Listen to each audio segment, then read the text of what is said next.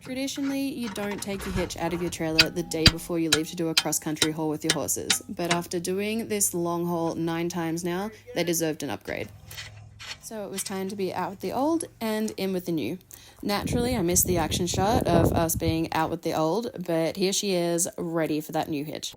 I swear unboxing things, even when you know exactly what they are, is always just the most exciting part. But today, I was not only a child, but an adult, and I actually read the instructions. And here's our first look, and she's beautiful. I was originally going to get this installed by my trailer guy, but our schedules didn't line up and I did it ourselves. But it actually turned out to be super easy, even though I did bleed my own blood for a second. The next step, naturally, was to hook it up and take it for a little spin.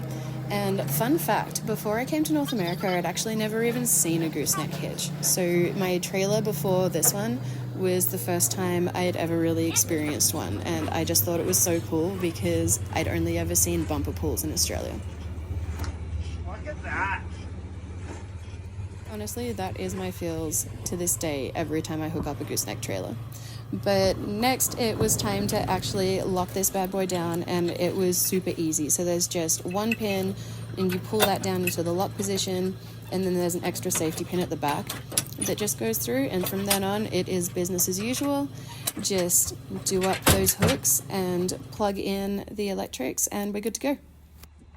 I've been wanting one of these hitches ever since one of my friends showed me hers on her big 36-foot living quarters and told me about just how much it reduces the shock when you're hauling. So it not only helps me and my truck, but it helps the horses as well, because it really just takes out all of those road shocks and puts it right through this little airbag right here. So I've sped up this video a fair bit, but I think it's just the best way to see how this works. And you can see that airbag there just really taking all of the shocks when we change speeds or go from a standstill to moving, or the opposite, go from moving to a standstill. And I just think this is so cool, watching this in action, and I know that the horses appreciated it because they were a lot happier. And as an added bonus, all of my stuff in the living quarters didn't go everywhere for once. When I opened the door, I was expecting a little bit of a yard sale because that's happened in the past, and this time everything was dandy.